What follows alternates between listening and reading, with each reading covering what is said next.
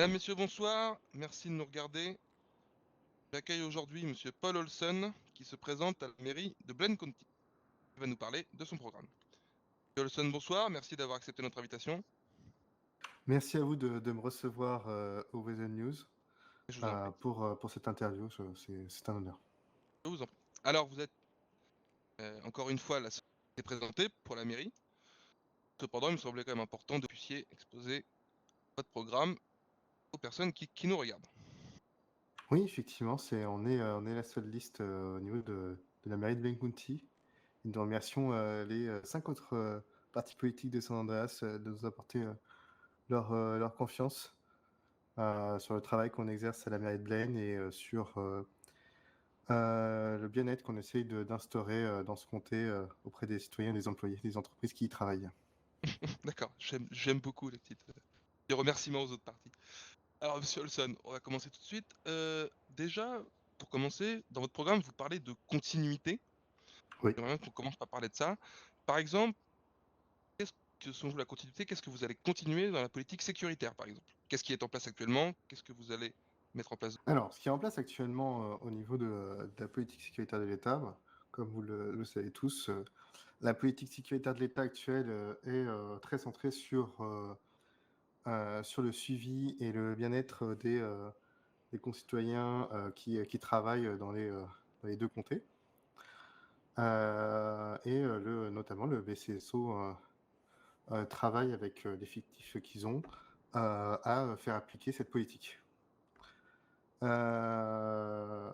a donné une lettre de mission de notre premier mandat au shérif actuel, qui est très fournie et qui a pour but de faire respecter cette politique sécuritaire et de ce qu'on attend du BCSO. Le but, c'est de continuer à travailler avec le shérif et ses agents dans cette continuité de politique sécuritaire de l'État et aussi de travailler pour renforcer le BCSO actuel. Voilà. Très bien, donc selon vous, actuellement, la politique sécuritaire, le BCSO, c'est sur la bonne voie, sur la bonne piste, on pourrait dire, et pas de changement majeur en prévision, seulement une continuation, peut-être une amélioration des choses déjà existantes. C'est ça. Le BCSO, pendant les derniers mois, a eu pas mal de changements, de bouleversements. Il y a des choses qui se sont bien passées, beaucoup qui se sont moins bien passées.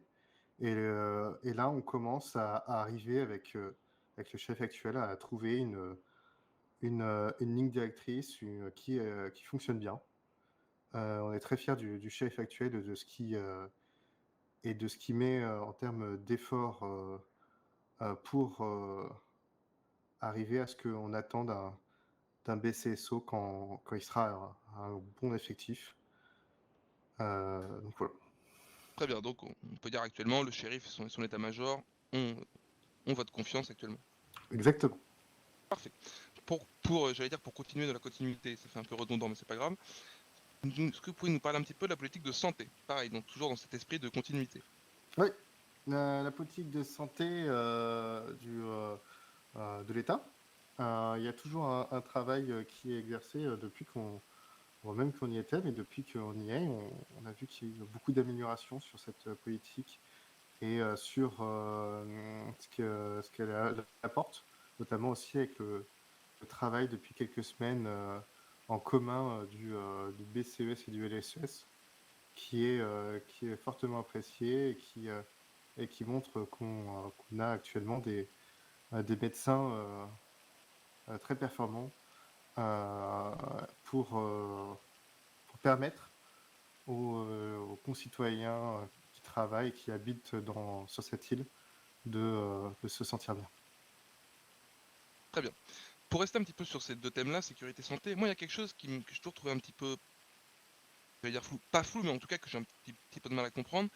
Peut-être que c'est le cas aussi pour les personnes qui nous regardent. On est d'accord que les politiques de sécurité et de santé sont décidées par l'État, par le gouvernement, par le gouverneur, et sont appliquées par les mairies. C'est bien ça. Dans ce cas-là, moi j'ai un peu de mal à percevoir quel rôle peuvent jouer les mairies dans le changement de ces politiques, dans l'amélioration, dans le changement etc. Puisque de mon point de vue, alors c'est peut-être moi qui dis une bêtise, hein, vous m'arrêtez si je dis une bêtise, mais Mhm. de mon point de vue, vous appliquez les directives du gouvernement et ne pouvez pas les décider vous-même. C'est bien ça. On est ceux qui font appliquer les directives qui sont données par le gouvernement. Mais au-delà de cette politique qui est donnée, on peut aussi y compléter, y rajouter des éléments qu'on trouve importants, que ce soit pour notre comté ou pour l'île. Donc il y a certes une partie qui est une partie politique de sécurité ou de santé de l'État qui est donnée par le gouvernement, mais il n'empêche pas que la mairie a un rôle à jouer pour la faire appliquer, mais aussi pour axer ses services à ce que tout se déroule correctement. Très bien, donc en fait, c'est le gouvernement vous donne, ce sont plus des consignes générales, on va dire, et ensuite chaque comté, chaque mairie l'adapte à la réalité du terrain, c'est ça? C'est bien ça. Très bien. Donc on va continuer dans la première partie de votre programme. J'ai vu une ligne qui dit dialogue et médiation entre les entreprises et services publics. Oui. Pouvez-vous nous expliquer un petit peu ce que ça veut dire, concrètement ce que ça représente? On souhaite continuer à proposer ce qu'on a proposé dans ce mandat qui vient de se terminer et où on est très fiers de ce qu'on a apporté. Notamment sur cette partie où quand le dialogue n'est pas possible entre une entreprise et un service public par des faits qui sont antérieurs, on souhaite proposer à ces entreprises la possibilité s'ils ont besoin de faire remonter des choses auprès de nos services publics, de pouvoir le faire via la mairie. Très bien. Est-ce que vous avez un exemple concret à nous donner, sans forcément donner le nom, malentendu qu'il y aurait eu entre une entreprise et un service public, et comment la mairie peut jouer un rôle dans ce cas-là? Ce qui est arrivé durant votre mandat ou avant? Oui, bien sûr. Notamment sur des remontées ou des remontées d'informations que le BCSO ou le BCS n'avait pas et que nous on a eu en allant discuter avec des personnes qui étaient moins aptes à vouloir fournir l'information. Et ce qui a permis au BCSO et au BCES de mieux travailler. D'accord, donc en fait, que ce soit les services publics ou les entreprises privées, des fois, peut avoir tendance à discuter avec vous, avec la mairie, plus facilement qu'ils pourraient le faire directement entre eux. C'est bien ça. D'accord, très bien. Donc, pour finir sur cette première partie de votre programme, j'ai noté une ligne aussi, échange avec les autres administrations. Alors ça, je suppose que c'est entre les mairies. Oui, c'est ça. C'est entre les mairies, mais c'est aussi avec le gouvernement. Et Continuer. qu'est-ce que concrètement, en fait, parce que moi, j'ai un petit peu du mal à me l'imaginer, et je pense aux personnes qui nous regardent, qu'est-ce que concrètement le dialogue entre deux mairies peut apporter, peut changer pour les citoyens, pour le comté? Vous voyez ce que je veux dire? Ouais. Qu'est-ce qui concrètement, voilà, c'est ça, je me répète, mais c'est pas grave. Alors, je vais vous donner un exemple concret qui est notamment aussi sur notre programme. En continuité, c'est la mise en place de nouvelles stations de vélo dans le comté. Ce qu'il faut savoir, c'est que c'était une demande qui a été faite pendant notre mandat. Mais aussi pas qu'à notre mairie, aussi à la mairie sud. Et comme dans un premier acte qu'il y a eu, où ça a été un travail commun entre les deux mairies pour créer un dossier pour la mise en place des premières stations de vélo, on souhaite continuer là-dessus en mettant en place un nouveau dossier pour rajouter de nouvelles stations en conjointement avec la mairie sud. D'accord, donc ce sont des projets communs, des demandes communes pour que les C'est bien ça. dossiers aient plus de poids Mais en arrivant sur le bureau du voilà, gouvernement. il y a la partie projet, mais il y a aussi la partie service public.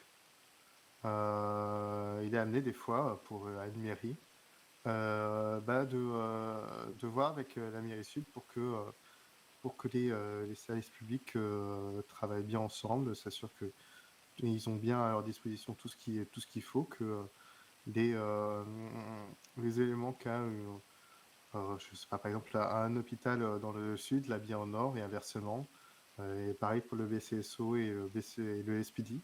Le but est aussi de s'assurer qu'il n'y ait pas non plus trop d'écart sur les façons de procéder. D'accord, parce que de manière générale, les services publics nord au sud ont plus ou moins les mêmes besoins, les C'est bien mêmes ça. demandes. C'est bien ça, ils ont plus ou moins les mêmes demandes. Le but est du coup de trouver quelque chose qu'on leur fournisse qui est commun et qui permet d'éviter des divergences. D'accord. Est-ce que vous trouvez pas de temps en temps que parce que moi c'est certains retours qu'on peut avoir, alors c'est par les citoyens, donc qui est vrai, qui ne dit pas vrai, ça c'est autre chose, mais est-ce que vous ne trouvez pas des fois que le Nord a un peu moins de moyens, qu'on peut avoir l'impression des fois que le Nord, la priorité va au Sud, et qu'ensuite on s'occupe du Nord? C'est quelque chose qu'on s'est aussi rendu compte lors de notre mandat. Et on fait en sorte que cet écart existe de moins en moins. Après aussi, ce qu'il ne faut pas oublier, c'est que les deux comtés ont aussi une vie aussi très différente. Par exemple, pour vous donner un peu de statistiques, actuellement, la mairie a comme logement au nord 142 habitations contre 505 habitations au sud.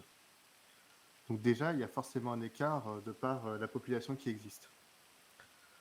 Bien sûr. Donc, il y a déjà ce point de vue-là où bah, forcément, il y a aussi le fait qu'il y a beaucoup plus d'entreprises dans le sud que dans le nord, etc. etc. Combien vous avez d'entreprises au Nord, à peu près? 8 entreprises. Pardon? 8 entreprises. 8? Ouais. D'accord. Vous savez combien ils sont au Sud? Alors, Je t'avouerai que je ne suis pas je regardé. Enfin, en tout cas, les ai il y pas en a en plusieurs. tête. Du Après, coup, forcément, cet écart d'habitation, cet écart d'entreprise privée, ça apporte aussi forcément un écart de budget. exactement.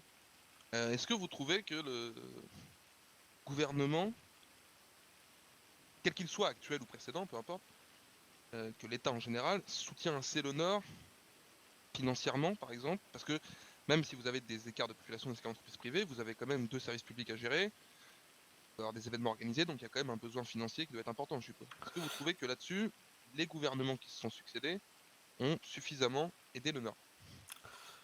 Alors, pour ce qui est de l'aspect financier, là-dessus, les comtés s'autogèrent en termes de gestion financière. Le gouvernement ne fait pas d'aide financière aux Le, mairies. le gouvernement même pour le Nord, alors, avec un écart de budget si important, le gouvernement ne fait pas d'aide. Enfin, je veux dire, vous pourriez pas demander pour un projet particulier une aide au gouvernement. Pour le moment, il n'y a pas eu la nécessité. Non. D'accord. Par exemple, quand il y a eu le renouvellement de flotte des forces de l'ordre, Mhm. vous n'avez pas eu besoin d'une aide financière du gouvernement. Le budget de la mairie de Ben Conti se suffisait même.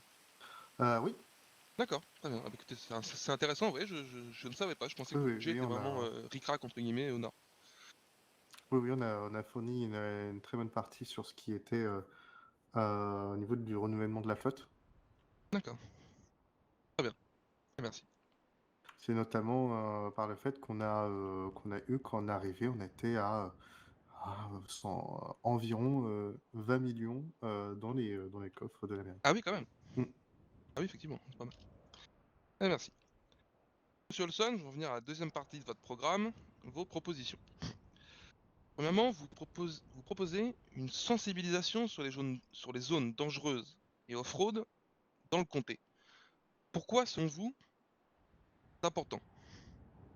Euh, Pourquoi c'est important? C'est en discutant lors de notre mandat quand il y avait les parcs rangers qui faisaient beaucoup de fraude, mais c'est aussi une expérience personnelle où on s'est rendu compte bah, que bah, il y a des zones qui sont forcément, de par leur aspect moins praticable, plus dangereux à exercer de l'off-road.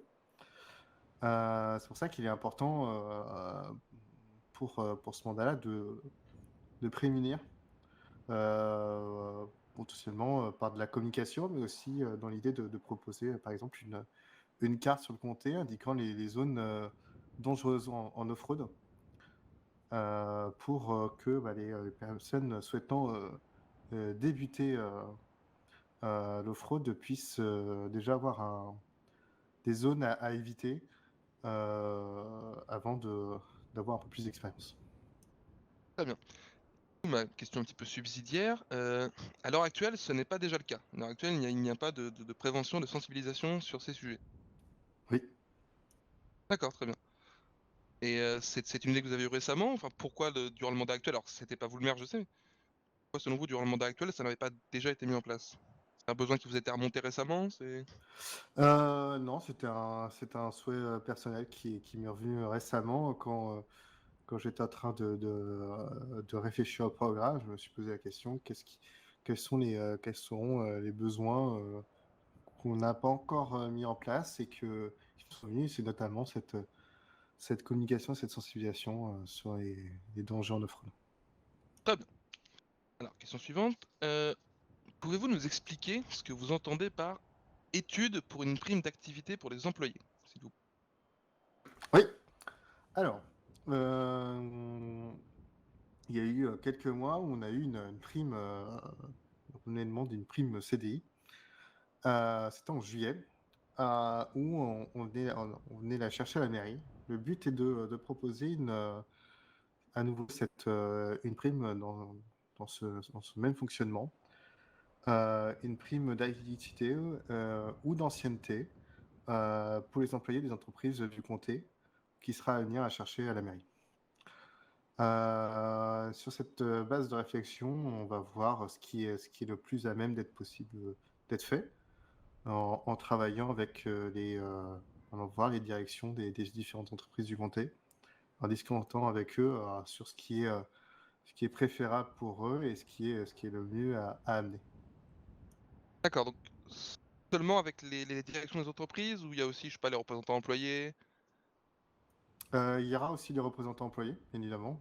Euh, il y aura les représentants.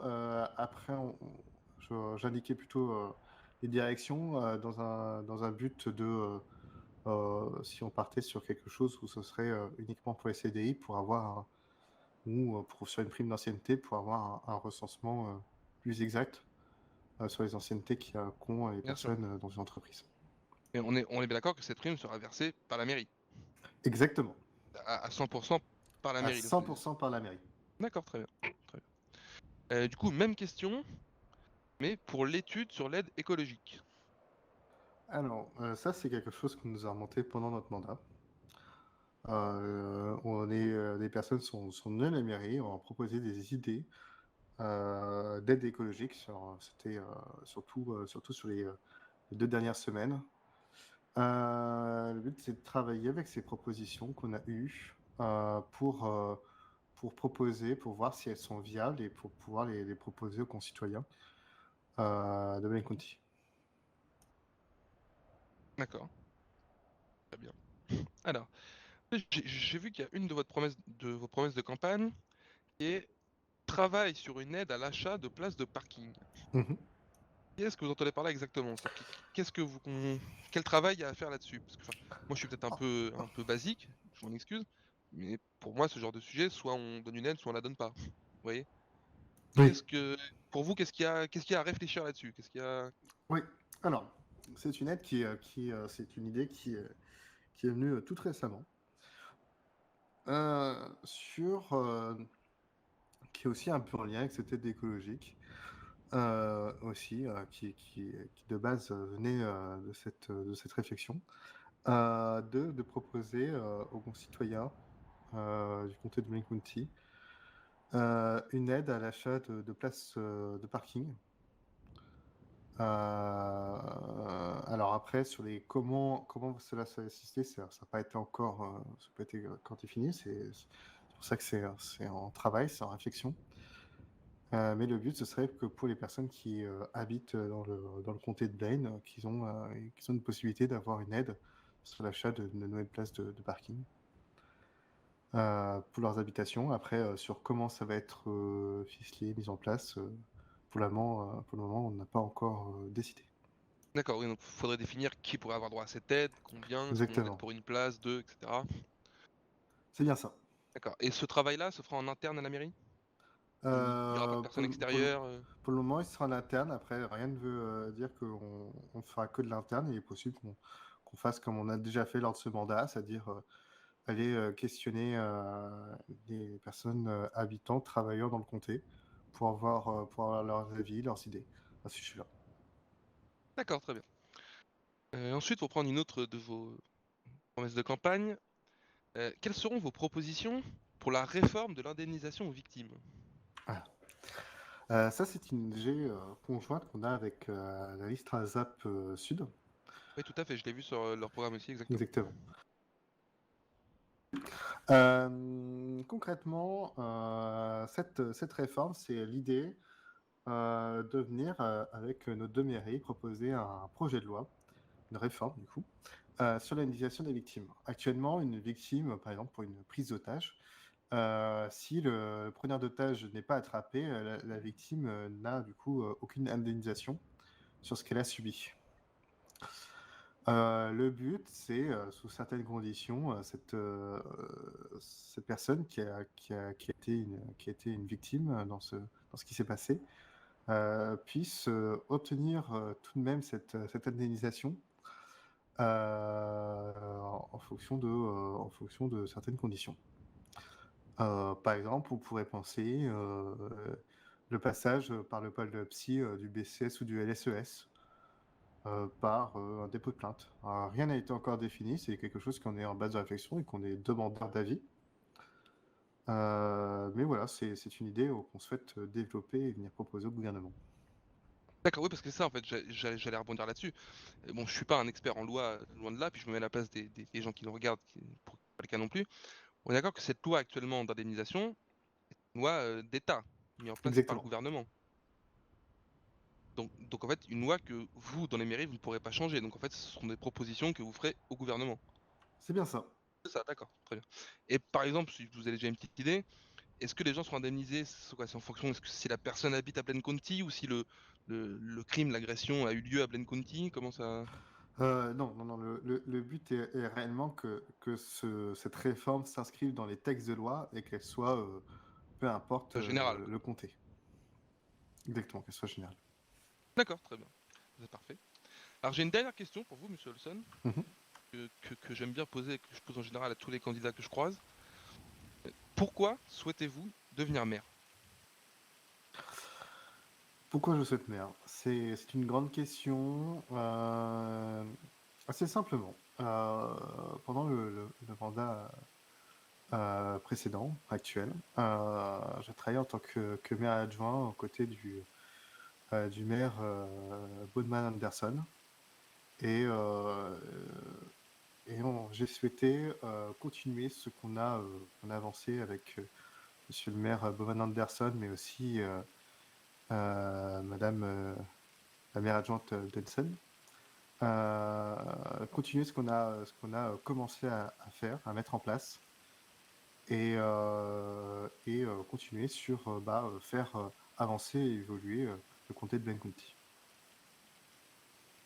Très bien. C'est donc la fin de cette interview. Monsieur Olson, merci d'avoir accepté d'y participer. Je remercie Ways News pour cette interview, et je remercie aussi, pour un dernier mot, tous les travailleurs de San Andreas pour le travail au quotidien qu'ils apportent sur cette île, mais aussi aux forces de l'ordre, qui œuvrent chaque jour pour la sécurité des comtés, et sans omettre les médecins qui travaillent sur le bien-être et font en sorte tous les jours que tout le monde soit en bonne santé. Très bien. Merci à vous de nous avoir regardés. On se retrouve, je l'espère, très bientôt. Bonne soirée.